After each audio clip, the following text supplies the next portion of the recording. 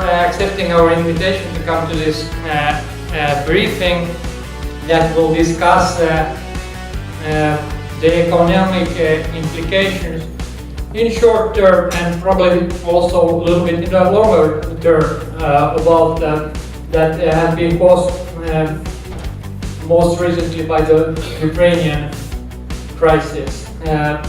We're of course interested in, as most of us are business people, how do we see that the ruble will be doing, how do we hedge, but also where's the business going, and so on.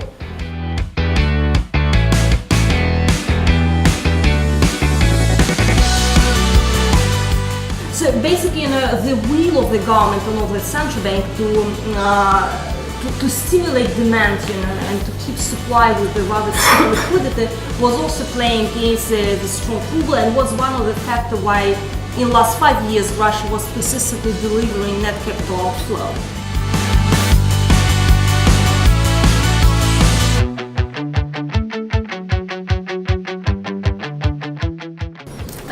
The question, another question, I think, is it possible to increase the share of ruble-euro transaction on the local market as opposed to a ruble-dollar transaction? I think it's in a way the trend where Russian banks and Russian economy is trying to migrate now, because all these fears, that the dollar-denominated accounts might be frozen, resulted and caused some demand and interest, to explore the possibility of high cooperation with the European banks.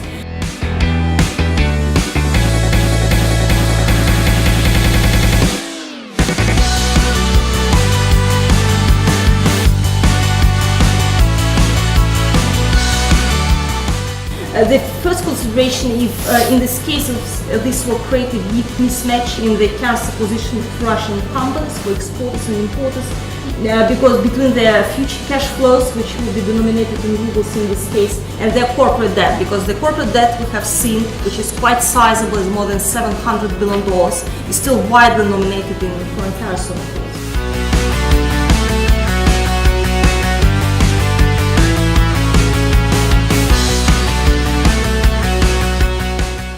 I'm going to give a rather more political view on the situation, because we are in a, as that famous Chinese curse, which no Chinese ever uttered, may you live in interesting times. Well, we're living in interesting times, I think.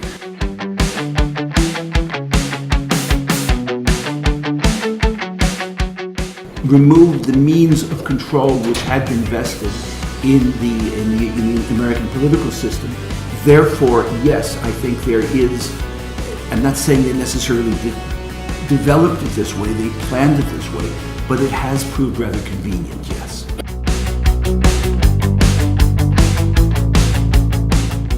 They are internationalizing the use of it gradually, but fairly rapidly. We've got swap lines in the UK, we've got swap lines in Germany, and I think a lot of Russian trade in energy and minerals is going to be carried out in RMB.